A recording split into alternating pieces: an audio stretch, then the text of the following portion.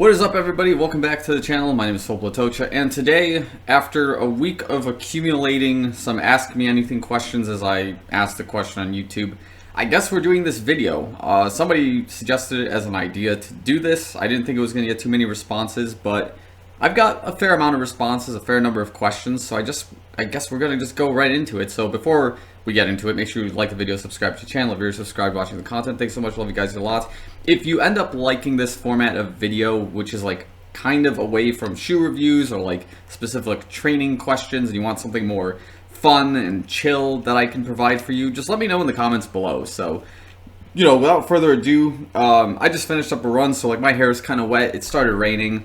I've got my fizzy water, I've got some buttered crackers. I guess we're just going to get right into it. So I've got all the questions lined up here, so don't mind me looking over this way every so often. So I guess we're just going to send it. So first question came in from, and I apologize if I mess up anyone's names. That's going to be, might be an issue. We'll see. First question comes from Mohammed Magid. He asked a few questions, and he said to pick and choose from the list. I think we're just going to do them all. I think that'll be kind of fun. So, first question was, how did you get into running? Okay, so, long story short, I guess the running I do now, I started in 2015, midway through my undergraduate career in college.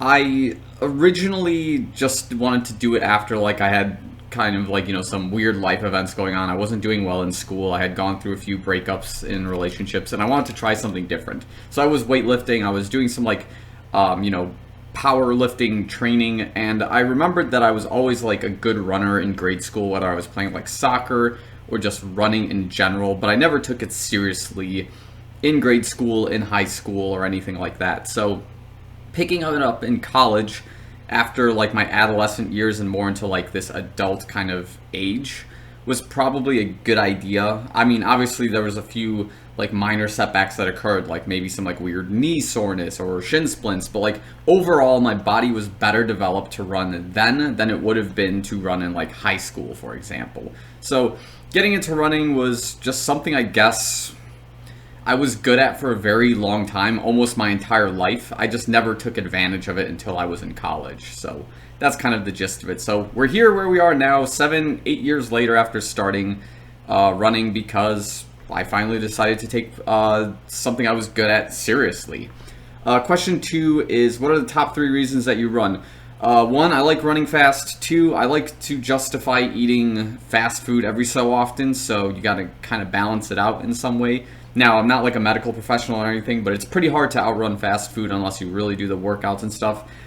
3, it's also just something I'm good at. Like, speaking from like a wide scale of things, I suppose I'm more of an ectomorph kind of build. So I'm not necessarily, unless I like really step up my calories and like my protein intake, I'm never really going to get like big. And like I'll have to weight train a lot more.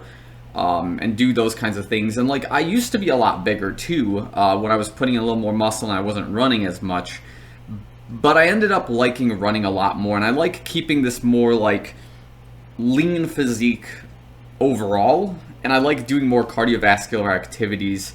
Endurance sports, you know, I'm still growing to love, but like for the most part, like mid-distance, short-distance running, that's been a lot of fun overall. So that's just something, you know, that kind of gives me a good reason to run, more or less. It's just I understand that this is something I'm good at, and it's kind of a life goal to want to see how far I can take this passion of mine to the next level.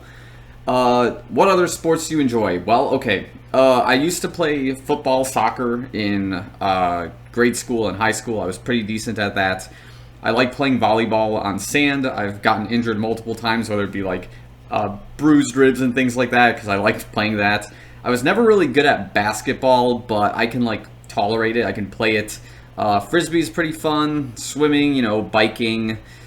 There's like, you know, I can throw like a nice spiral when it comes to playing football, but like don't put me as like a defensive or like a linebacker or anything like that. I don't have the physique for it. I could probably play tight end. I don't know. It's been a while since I've played football, and like, you know, it'd be kind of sick if we can see how that works out. I could probably be a really good kicker, so I don't get tackled or something like that.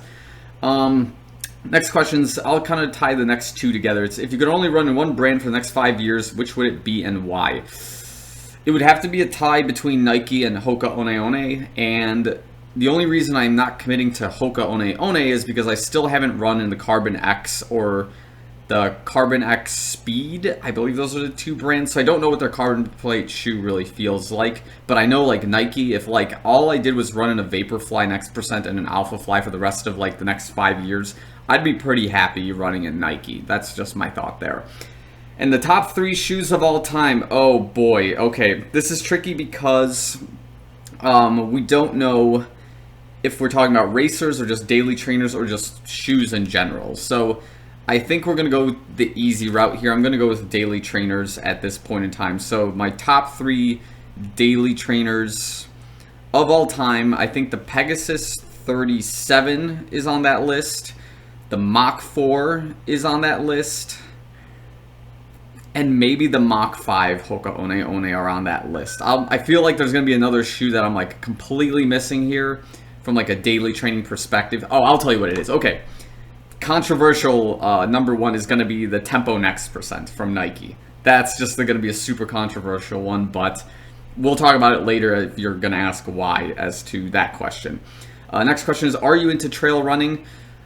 I don't trail run a lot because there isn't a whole lot of trail running in like the state of Illinois necessarily in my area, but I respect the sport. So the last time I did any sort of trail running was probably in Colorado when I was living there last year. And by the the place we were renting, there's a mountain called Mount Ptarmigan, and it's a pretty steep climb, and like it's a pretty decent hike. You can probably do it in like less than 2 hours per se. And I tried running a segment of it, and like I did about a 5K climbing up, and then I did like a 5K climbing down, and like found my way around and like added a few extra miles. I remember it was only a 15K run with like that 5K climb. There was no amount of food I can eat after that run to satisfy my hunger. There was no amount of like soda or anything I could drink that could quench my thirst. That was like extremely intense for the type of run, this like trail mountain type of run that I did. So like mad respect for trail runners first and foremost. Number 7, what events do you have coming up? So I mean, I got some of my races here. I already did the Algonquin 5K 10K. I've got a Chicago Triathlon, Crystal Lake half marathon. I've got a Fox Valley 20-mile run, and then I've got the Chicago Marathon coming up in like the immediate future, and then I've got like the Tokyo Marathon and things like that kind of next year. So that's my like short-term plan right here, right now. Morning or night person? Okay, I used to be a morning person up until about 2020, and then when I switched careers from IT field services into cybersecurity, basically I started working longer nights, and now I'm kind of a night person, but I'm trying to work myself out of that right now. You know what I mean? Like, I've been actively going to sleep earlier, waking up earlier, so trying to get back into the morning routine so I can get in shape for, like, racing properly again and being awake for those types of events. Coffee or tea? I grew up a tea person up until I started working in a model shop, building like prototypes, working on machines, CNCs, lathes, presses and things like that. Then I started adapting the taste of coffee, and since then Dunkin' Donuts coffee with no sugar, just cream has been like always my go-to. And like Starbucks isn't bad, it just kind of tastes like battery acid. McDonald's is awesome for its price. Am I missing any other like major brands? I've never had Tim Hortons. That sounds like some Canadian coffee, but right now coffee's like kind of the move so far. Do you follow any other YouTube running related creators, and if so, who are your favorites? I do follow, obviously everyone follows Michael Coe, everyone follows Seth James Damore. I've followed, trying to think of the other ones. Not necessarily like shoe review guys, but like people who race. I do follow Lionel Sanders. I do follow Sam Long. A lot of other like triathletes within that circle. Talbot Cox, I think he's the guy who like brings them all together and does all their content. I like filming their stuff. There's one in real particular I'm missing. I'm gonna write it down here. It's the guys from Oregon. I follow Tin Man Elite as well. Damn, this group from Oregon is it's gonna bother me. It's like new generation. Is it new gen track and field? It might be new gen track and field. I'll have to look into that. What's my day job? Okay, so I think I've mentioned this before. I'm a cybersecurity analyst for a Fortune 100 company. Most people have kind of guessed what company I work for, but yeah, I'm basically a cybersecurity analyst. I work in incident response, and yeah, it's a really fun gig. It's basically what I studied in college. I like my career a lot. There's a lot of growth, a lot of room for improvement for myself.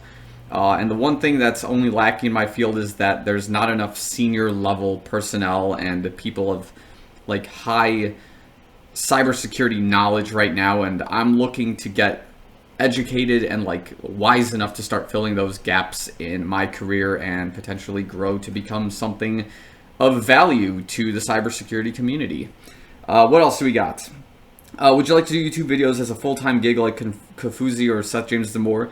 It could be fun. It's just as long as it doesn't A, impede with like my regular running, and 2, if it's not going to interfere with like my cybersecurity career, because I really do like doing cybersecurity, and like YouTube videos is fun. It's just I'm not like actively thinking of like the next video I'm gonna make or the next one. You know, it's like as somebody who's not really got like an editor or anything like that, everything I'm doing is just kind of like homebrewed. So in order to do those types of videos, like I would need more support. Like I would need somebody to like edit my videos and upload them, take care of YouTube channels, build thumbnails. So I just do the whole YouTube thing at my pace. And like if I make money on videos, I make money, but like it's not like, you know, paying my rent or anything like that, or paying my mortgage in this case. So, you know, whatever happens kind of happens with it.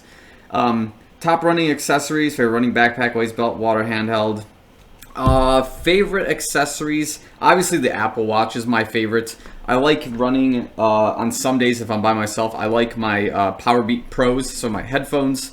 I like my Chicago Marathon hat, which is really just a volunteer medical tent hat that I keep stealing from my dad. I like that hat. Shoes are always good. Shorts are always good. I think those are like the 3 main accessories for me to have like a pretty decent run. And like obviously the shorts got to be right. Like, you know, they got to be just short enough so you have some movement in like the legs and the hips, of course. So those are my favorite accessories. Favorite running nutrition brand. Haven't thought about that. I'm guessing maybe like from a gel perspective, I like Goo Gels. From an energy drink perspective, probably Gatorade. I don't like Noon for some reason. I think it's like really artificial, but Gatorade kind of hits the spot so far, so that's where I'm going to stick with that. How important is diet to you? On a scale of 1 to 10, 1 being pretty bad and 10 being like real stringent, I'm probably at like a 5, I suppose. Like I still eat out a lot. I do get fast food pretty often, but I do cook some days still, and I'll, you know, be real strict about after a run trying to get some food like 30 minutes within me, whether it's like an energy bar or like some kind of like energy formula. That's kind of important, but cooking more at home and trying to get like less processed foods is like a big thing for me right now. So I'm kind of just working into it as we're in this Chicago Marathon training plan to like get at least the diet right. So if you can nail that, you can start nailing a lot of other things in your training plan. Running aspirations or sport-related goals. I mean, again, I want to run a sub-3 marathon. Eventually start running like a sub-35-minute 10K. I do want to try to break a 4:30, 4:20 mile. That'd be kind of fun as well. Those are the ones that come to mind immediately, but yeah, the marathon's the big one, of course. How hard is it to find time to train and stick to your training plan? It's not bad. I'll say this much. It used to be harder than it is now. Like right now it seems like it's almost easier just because, again, this whole work from home thing kind of allows for a little more flexibility. But there was a time when the schedule was like real strict, where it was like I was up at 6 a.m., got to work at 7 a.m., worked until 3:30 p.m., got to the gym at like 4:30, 5 o'clock, and then I had 5 to 9 p.m. to do all of my workouts. And that was a tough schedule if I was like training for like an Ironman, for example. That was like a weekday kind of training plan. Now it's a lot more flexible where like I can wake up at like 7:30, start work at like 8 o'clock. When I go for lunch, I can put in a workout during lunch. I can put in something like at 4:30, 5 o'clock, and now my workout window is like from 4:30 p.m. to essentially like midnight because of like how much access I have in the new area that I live in. The second part to that question is how hard is it? No, that's not it. The second part to this question is, do you have any other commitments that sometimes get in the way, and how do you deal with this? The only other real commitment that is like 100% set is probably just like my work. So like if I have to work, first shift, it's not bad, but if I have to work second shift, you have to like update, the whole training plan and scheme of things. But, I don't have kids, I'm not married, I don't have a girlfriend.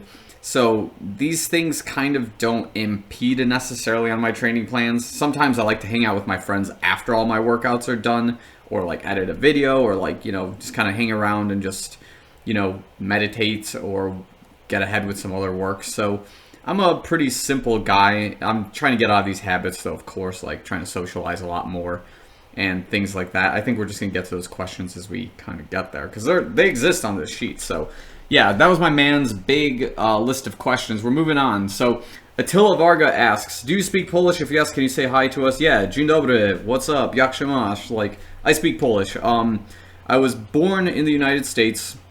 Both of my parents are Polish, so I'm 100% Polish living in America, so that's kind of the gist of it.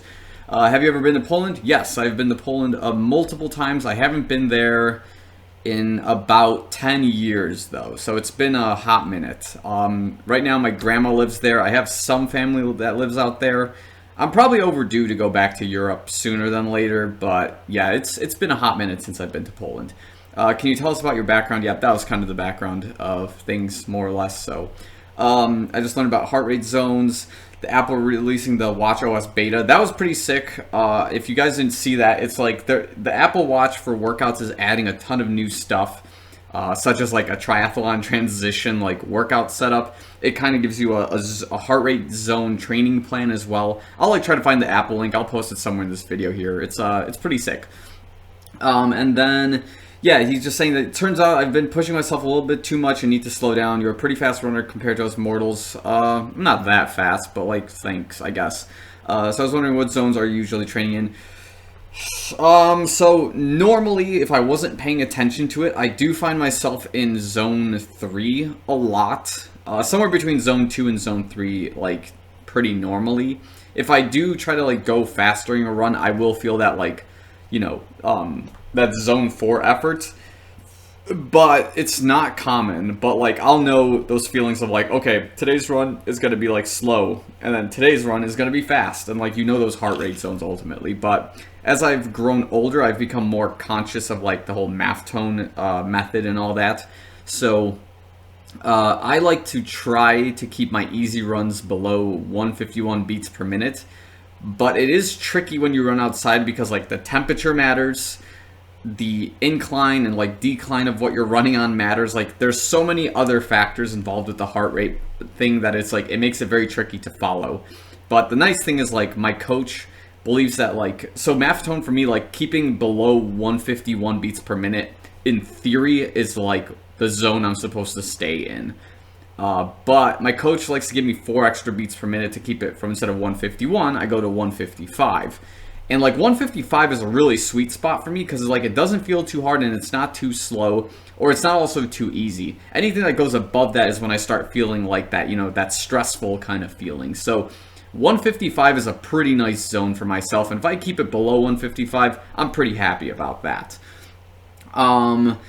Let's see. Yeah, that's the zones I'm training in. If you have to choose one single shoe to run in for the rest of the year, which would it be? Well, logically speaking, it would probably have to be the Vaporfly Next% 2 if I'm training for races and things like that, because then that's the shoe that I'm going to be racing in. But if I had to stick with one trainer and one racing shoe, we'll keep the Vaporfly Next% 2, and I'll probably keep the Mach 5s from Hoka One One. That's like the next best shoe for daily training that I could use for like slow runs, fast runs, things like that. So that's going to be the next one to keep in mind.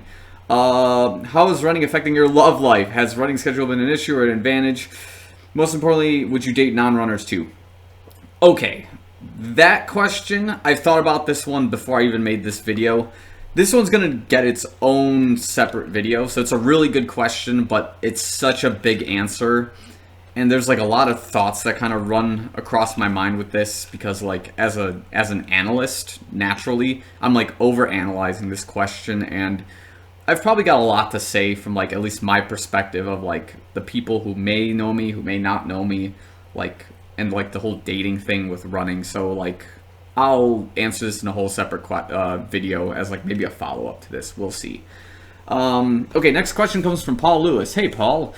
He asks, if you're big boned, is it worth dropping weight to get faster or build muscle? Also, are you trying that Zoom Fly 5? Okay, the first piece of your question, if you're big boned, is it worth dropping weight to get faster or build muscle? So again, not a medical professional, so just take whatever I say with like a grain of salt.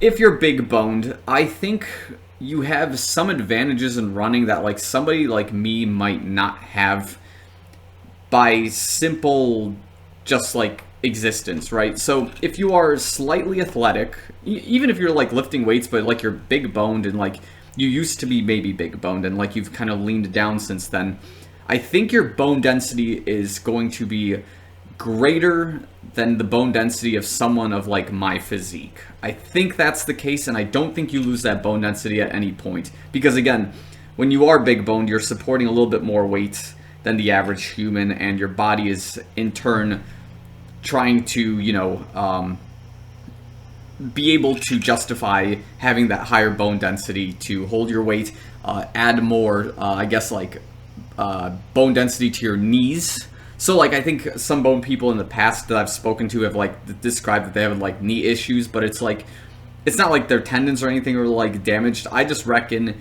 it's that your body is just slowly like building that calcium in your knees, and you're just kind of, you know, going through that process, kind of like shin splints, for example.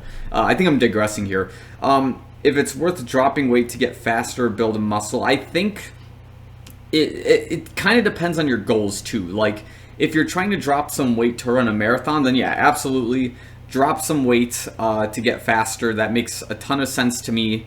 And you know, just like, I guess speaking from the experience I know from my friends, like depending on what kind of options are available to you, like if you drop so much weight where you start having like excess skin, like check your options on that. Like if you're able to work around with it, if you're not getting infections from that, because I know that was a thing for like one of my friends for a little while. And then what else? If you're trying to build muscle, so if you're trying to build a muscle and you start like really weightlifting and you're like big boned, I think what's going to happen is because you have the like, you know, the fat and the structure already, I think it's going to be very easy for you to build muscle very quickly and be able to shred all that like excess weight fairly quickly. Because when we talk about like concepts like the bulk and the shred, for like the summer bod and whatnot, the bulking phase is like where, you know, you intentionally add a little bit of weight, and then the cut, that's what I'm trying to say. The cut is when you take all that weight and you start slimming it down just gradually, but you're starting to work out a lot more to build that muscle, and now you've got like a much larger, much more defined physique as a result. So that's kind of your two options there. So it depends on what your goals are, in my opinion, but that's, I think, how we're going to answer that particular question. Okay, and the second piece of that question is, are you going to try that Zoom Fly 5? I have not seen the Zoom Fly 5. Let's see what it kind of looks like. Zoom Fly 5. Let's check out Running Warehouse's link on this shoe. Okay, I see why it kind of looks like the Zoom Fly 4. You know what it looks like? It looks like the Invincible in like a really weird way, and I think that's interesting that it's using ZoomX instead of React this time around. I'm going to imagine it has a carbon plate. Oh yeah, that totally looks like the ZoomX Invincible. Like look at the outsole. That's really kind of sick. This is a weird color scheme though. Are there like any other colors to this shoe, or does it have this like weird like brown yellow? Oh, here we go. There are some additional colors. I see that we got that like yellow and white, and it's got a solid black. It looks kind of sick. If it rides anything like the Invincible, I think that the Zoom Fly 5 might be a really fun shoe. But yeah, too soon to tell. Let's see what happens. I'll probably invest in it for like a couple of days, and if I really like it, I'll keep it. But yeah, that really looks like the ZoomX Invincible on and like the Zoom Fly 4 just like made a baby. So that's pretty sick. Next question here. Ken Murray asks, what sort of other conditioning work do you do for your running activity? So, on the side, I do, of course, do a lot of strength training. So I do weight lift like 6 to 7 times a week. I do bike and I do run as part of like my cross training, which then inadvertently becomes triathlon training. So that is kind of also what I do on the side as well. I don't think I do any other sort of conditioning other than like trying to sleep for like 8 hours a day and just like some manual labor around the house and whatnot. But yeah, those are like the main activities. I don't like play any like other like contact sports right now. It would be cool to go play volleyball again though, but you know, the time will come for that, of course. Heath Hushit asks, how did you learn cybersecurity and land the job? Okay. If you guys are interested in like cybersecurity topics, let me know in the comments below. I could try to make some cybersecurity videos if you're like aspiring to work in this field, if you got questions, because like technically I am a cybersecurity professional and like I'm willing to help people out wherever they can ask questions or like, you know, if you need some guidance and whatnot. But I learned cybersecurity through college. I went to DePaul University for like 8 years, but I did my master's from 2016 to 2018.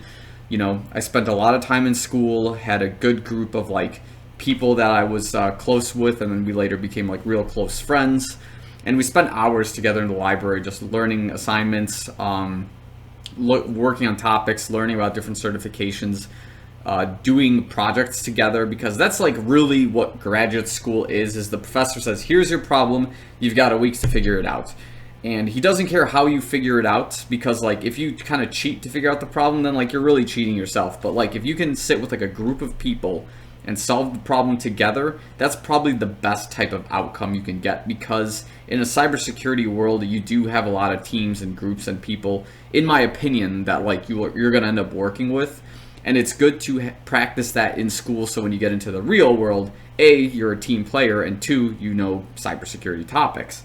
So that's kind of like how I learned cybersecurity, but also being on the job is also a great way to learn cybersecurity topics, whether it's like learning, you know, how to do cyber threat intelligence, reconnaissance, how a red team works, how like a blue team incident response team kind of works, your corporate hierarchy, like application teams, automations. You know, it's very different depending on your organization, but like I think the organization of my company is like, there's a lot of separation of duties, but like a lot of people do collaborate and, you know, work on different topics together to essentially meet the goals of, you know, whatever the team's agenda for that year is, whether it's like making all the cybersecurity personnel earn more certifications, or if it's to increase the response time of like critical incidents, some things like that. So it depends on your organization ultimately. But how did I land a job? So of course, working at said company, I was working as an IT personnel. I was doing a lot of networking, and that's like the most important thing you can do in any field. So if all you do is go to college and party, but you're networking with people and like learning different traits and things like that, that's like a really good thing to do in college. So networking in college is huge. Networking at work is huge. So getting to know people, talking to people, being not like a suck up to your managers, but I think the terminology I'm looking for is showing your managers that you may not know everything that they're looking for, but you're always on time, you're always hungry, you're always looking to learn, you know how to talk to people, you can get your assignments done, you can be reliable. And like another thing that is kind of funny that will also go a really long way, I'm not saying this to be like in any sort of manipulative way, but like if you like the team of people you work with, buy your team donuts or like bagels or something like that. Show your team that you care. That's, I think, another thing that goes a really long way, and people don't really think about that. So if you buy something like that, like people will think about you in that sort of way. And like I'm kind of stealing words from a group of comedians who like also kind of give life advice. I'll like link them as well. I'll even put a picture of them. Like they've talked about this topic before, and they're spot on, because I 100% agree with them.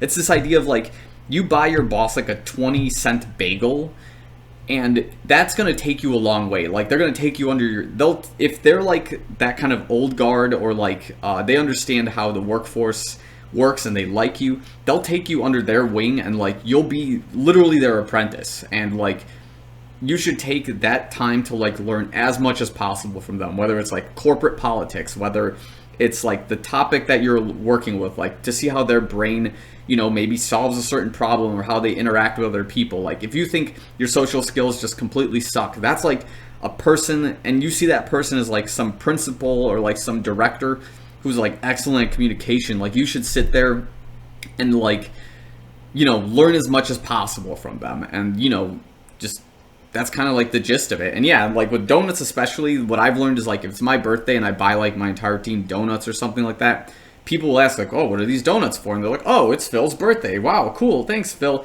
And people will remember that you bought donuts like on your birthday. And like if other people start doing that, then like you've started a trend that you could benefit from, which is like, you know, you get free donuts on other people's birthdays or things like that.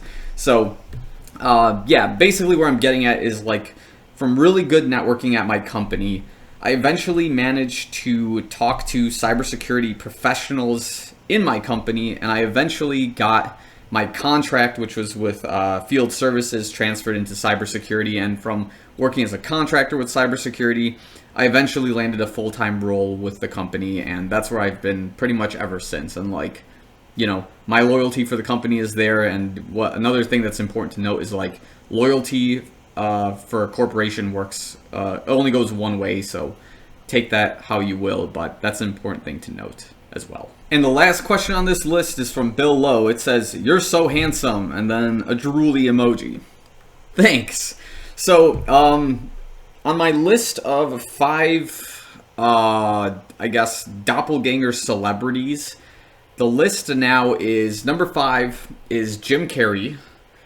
Number 4 is Kevin Bacon. Number 3 is, who was number 3? It's Andrew Garfield. Number 2 is Henry Cavill. And the celebrity that I'm most compared to, ironically enough, is Harry Styles. So that's my list of celebrity doppelgangers, if you wanted to know that. If you agree with any of those 5, list in the comments below. But yeah, I guess that's the response to that. But yeah, I appreciate the compliment, but I don't know. I'm a weird type of person. I don't know if like most of these compliments are like genuine and whatnot, but whatever, that's kind of the case. So those are all the questions that I got on this particular video, or on this particular post of mine here on YouTube. So if you made it to the end, congratulations. I answered all the questions that were sent my way. If you like this format of video, again, leave me a thumbs up. Let me know in the comments below if you have like any other concepts, or like, do you want me to do some kind of like reaction videos, I guess? Like I can do those as well. But I had fun doing this. I didn't know that there were just so many questions to be asked about somebody with less than 2K subscribers at the time of this video. So I will probably end the video here, and then of course if you guys have any other questions, leave them in this video below. And if you want me to do like an Ask Me Anything like 6 months from now, let's do it. I'm honestly disappointed nobody's asked me if I was coming to Brazil, because everybody who exists on the internet knows what that question is. And I remember Michael Coe did a video, and he was somebody asked him if he was coming to Brazil, and he's like, oh, I would love to come to Brazil. I'm like, Michael, no, like, don't come to Brazil, don't do it. And I was just laughing. So yeah, next time somebody asks me if I'm coming to Brazil, otherwise I'm gonna get flustered about this. So I will end the video here. Thanks so much for watching. I'll see you guys in the next one.